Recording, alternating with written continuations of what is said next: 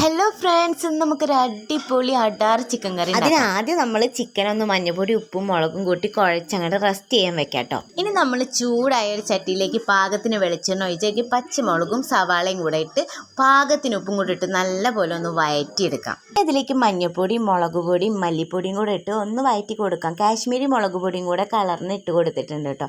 കുറച്ച് വെളിച്ചെണ്ണ ഒഴിച്ചാൽ പൊടി നല്ല വായിൽ കടന്ന് നല്ല മൂത്ത് കിട്ടും. പൊടിയൊക്കെ വാടി വന്നു കഴിഞ്ഞാൽ അതിലേക്ക് ഇഞ്ചി വെളുത്തുള്ളി ചെറുള്ളിയും കൂടെ പേസ്റ്റ് ആക്കിയത് അതിലേക്ക് ഇട്ട് കൊടുക്കും. പിന്നെ പച്ചക്കുത്ത് മാറിക്കഴിഞ്ഞാൽ അതിലേക്ക് നമുക്ക് തക്കാളി പാകത്തിന് ഇട്ട് കൊടുത്തിട്ട് നല്ലപോലെ ഒന്ന് വഴറ്റിയെടുക്കാം. എന്നിട്ട് പാകത്തിന് വെള്ളമൊക്കെ ഒഴിച്ചു കൊടുത്ത് നല്ല ഒന്ന് തിളപ്പിച്ചെടുക്കാം. ഇനി അതിലേക്ക് മസാലയൊക്കെ പുരട്ടി വെച്ച ചിക്കനൊക്കെ ഇട്ട് കൊടുത്തൊന്ന് നല്ലോണം മിക്സ് ചെയ്തെടുത്തിട്ട് അടച്ച് വെച്ച് കുക്ക് ചെയ്തെടുക്കാം. ആദ്യ വേവാകുമ്പോൾ അതിലേക്ക് കുറച്ച് ഗരം മസാലയും കുറച്ച് പെരിഞ്ജീരകപ്പൊടിയും കുറച്ച് ചിക്കൻ മസാലയും കുരുമുളക് പൊടിയും കൂടെ ഇട്ട് ഒന്നങ്ങോട്ട് വെന്ത് പാകമായി കഴിഞ്ഞാൽ കുറച്ച് കറിവേപ്പിലയും കുറച്ച് വെളിച്ചെണ്ണയും കൂടെ ഇട്ട് നമ്മളെ സംഭവം